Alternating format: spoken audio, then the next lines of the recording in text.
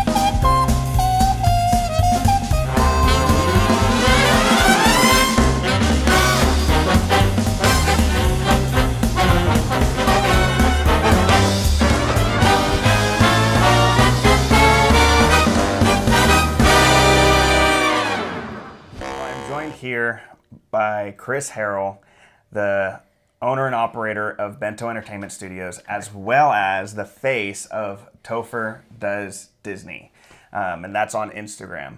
So we're here to ask you a couple of questions, Chris. We know you're a huge Disney Parks fan. We know you're a Star Wars fan, a Marvel fan. I mean, you're wearing the swag right now as well anyways.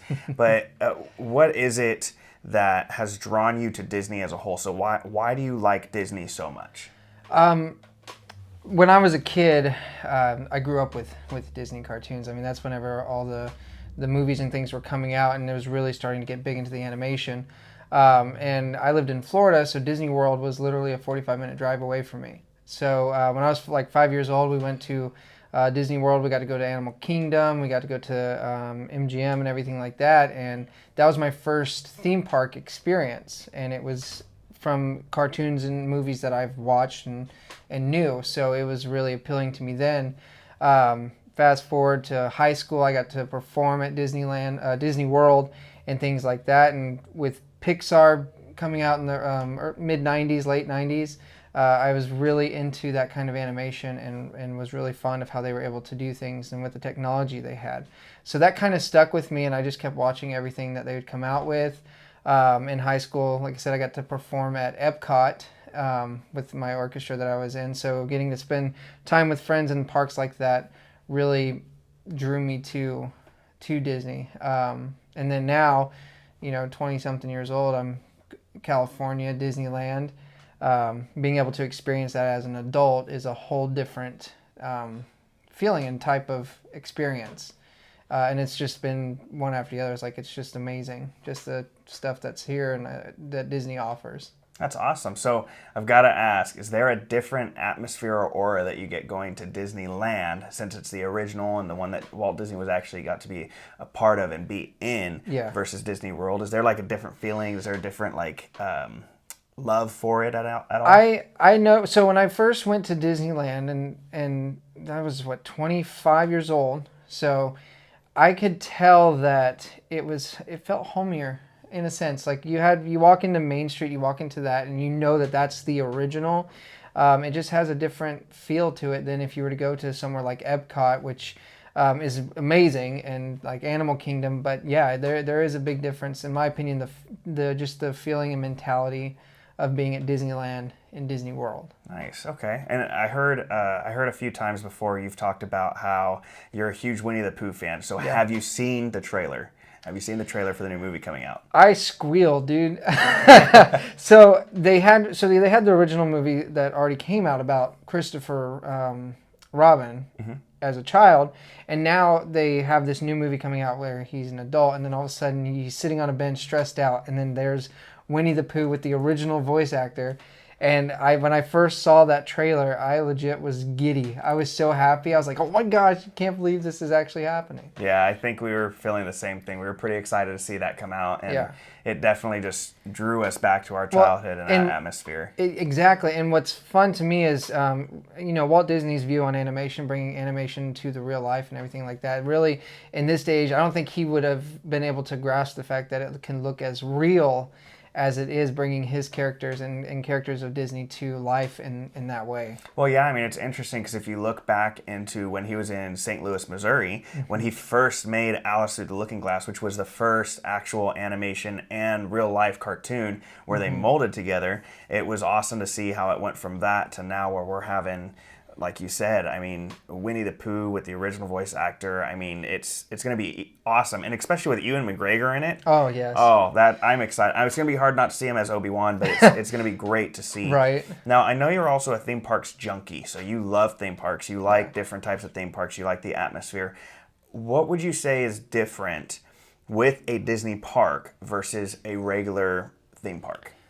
Personally, I feel like Disney has a more family aspect than other parks. I mean, you do have parks like Universal, which they've incorporated Harry Potter, which I'm actually a huge fan of and love more just because of that. But I still feel that those theme parks like Universal, Six Flags, is more ride-oriented than engagement-oriented. Okay. I love roller coasters. I could ride any roller coaster and be extremely happy.